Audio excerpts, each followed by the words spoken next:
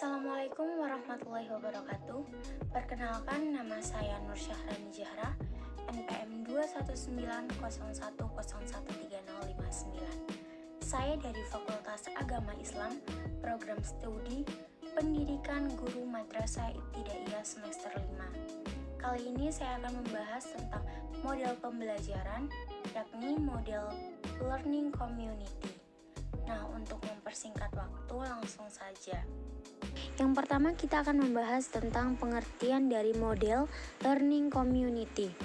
Model learning community sendiri menurut Nur Hadi dan kawan-kawan pada tahun 2004 adalah berbicara dan berbagi pengalaman dengan orang lain, bekerja sama dengan orang lain untuk menciptakan pembelajaran yang lebih baik dibandingkan dengan belajar sendiri.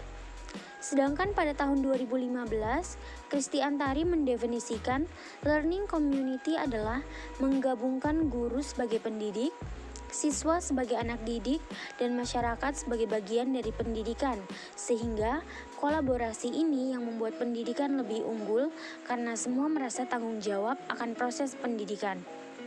Nah, di sini kita dapat menyimpulkan bahwasannya learning community model adalah sebuah teknik pembelajaran yang mana melibatkan siswa dan guru secara aktif.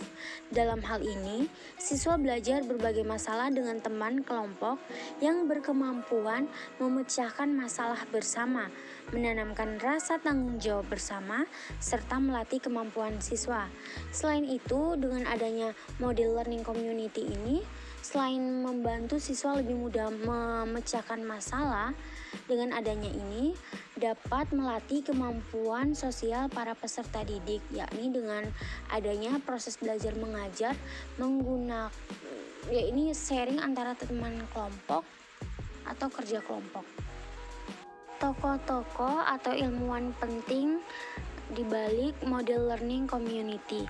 Yang pertama ada Jerome Bruner, yang kedua ada John Dewey, yang ketiga ada Lev Vygotsky, dan yang keempat ada Saint Piaget. Selanjutnya yakni tahapan model learning community. Tahapan model learning community sendiri dibagi menjadi beberapa tahapan. Yang pertama ada seleksi topik. Pada tahap ini, para siswa memilih berbagai subtopik dalam suatu wilayah masalah yang secara umum, yang biasanya akan dijelaskan atau digambarkan terlebih dahulu permasalahannya oleh para guru. Nah, di sini para siswa selanjutnya diorganisasikan menjadi kelompok-kelompok yang mana terdiri dari 2 atau 6 anggota yang dipilih secara heterogen. Tahap selanjutnya yakni merencanakan kerjasama. Pada tahap ini, para siswa beserta guru merencanakan berbagai prosedur belajar khusus dan tugas dan tujuan umum yang konsisten dengan berbagai topik dan subtopik yang telah dipilih berdasarkan seleksi topik sebelumnya. Selanjutnya yakni implementasi. Pada tahap ini, para siswa melaksanakan rencana yang telah dirumuskan pada proses perencanaan kerjasama. Pembelajaran pada tahap ini harus melibatkan berbagai aktivitas dan keterampilan dengan variasi yang luas dan mendorong para siswa untuk menggunakan berbagai sumber. Sumber-sumbernya yakni yang terdapat di dalam maupun di luar sekolah.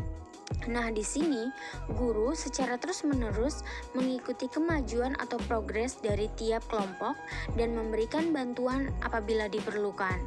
Tahap yang selanjutnya yakni analisis dan sintesis. Pada tahap ini, para siswa menganalisis dan menyintesis berbagai informasi yang diperoleh pada langkah implementasi dan merencanakan agar dapat diringkaskan dalam suatu penyajian yang menarik di depan kelas. Tahap yang selanjutnya yakni penyajian hasil akhir. Pada tahap ini, semua kelompok menyajikan suatu presentasi yang menarik dari berbagai topik yang dipelajari agar semua siswa di dalam kelas saling terlibat dan mencapai suatu perspektif yang luas mengenai topik tersebut. Presentasi kelompok pada tahap ini harus dikoordinasi oleh guru. Nah, yang terakhir yakni evaluasi. Guru beserta siswa melakukan evaluasi mengenai kontribusi tiap kelompok terhadap pekerjaan kelas sebagai suatu keseluruhan. Evaluasi dapat mencakup tiap siswa secara individu atau kelompok atau keduanya. Nah, pada tahap evaluasi ini tergantung kebijakan sebelumnya atau adanya kontrak sebelumnya dengan antara guru maupun siswa, di mana untuk penilaiannya itu dinilai secara individu atau kelompok ataupun kedua-duanya. Berikutnya yakni contoh penerapan model learning community pada pembelajaran di SD maupun MI. Yang pertama, guru dapat membentuk kelompok yang beranggotakan 4-6 siswa secara heterogen. Pembentukan kelompok secara heterogen yang dimaksud adalah agar dapat memadukan antara siswa yang memiliki kemampuan lebih dengan siswa yang memiliki kemampuan kurang di dalam bidang akademik dijadikan dalam satu kelompok. Selanjutnya, guru menyajikan bahan pembelajaran. Dalam hal ini, guru menyajikan materi pembelajaran yang akan dibahas pada masing-masing kelompok. Tiap kelompok akan membahas poin yang berbeda, namun tetap dalam satu bab. Selanjutnya, guru memberi tugas kepada kelompok untuk dikerjakan oleh anggota kelompok. Anggota yang mengetahui membantu menjelaskan pengetahuannya kepada anggota lain yang belum tahu dalam kelompoknya, yang berkompetensi untuk menguasai bahan yang dipelajari. Masing-masing kelompok bertanggung jawab atas anggota kelompoknya.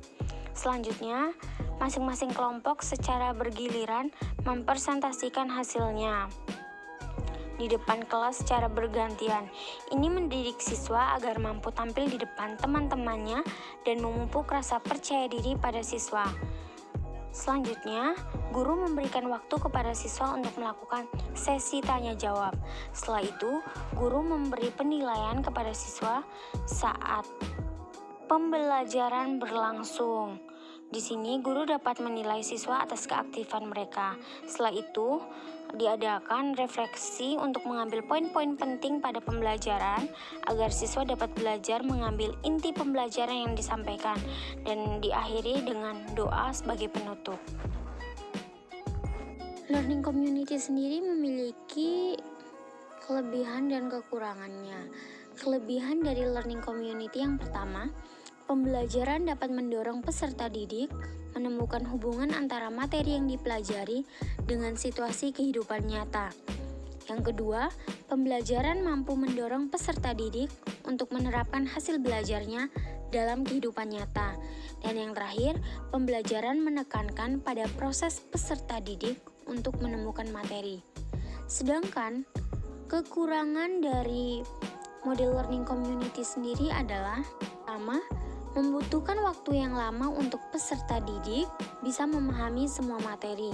Yang kedua, guru lebih bersifat intensif dalam membimbing karena dalam metode ini, guru tidak lagi berperan sebagai pusat informasi. Yang terakhir, upaya menghubungkan antara materi di kelas dengan realitas di dalam kehidupan sehari-hari peserta didik rentan kesalahan. Atas dasar ini, agar menemukan hubungan yang tepat, seringkali peserta didik harus mengalami kegagalan berulang kali. Sekian yang dapat saya sampaikan, sekiranya materi tadi dapat bermanfaat untuk kita semua ke depannya. Kurang dan lebihnya saya mohon maaf. Wassalamualaikum warahmatullahi wabarakatuh.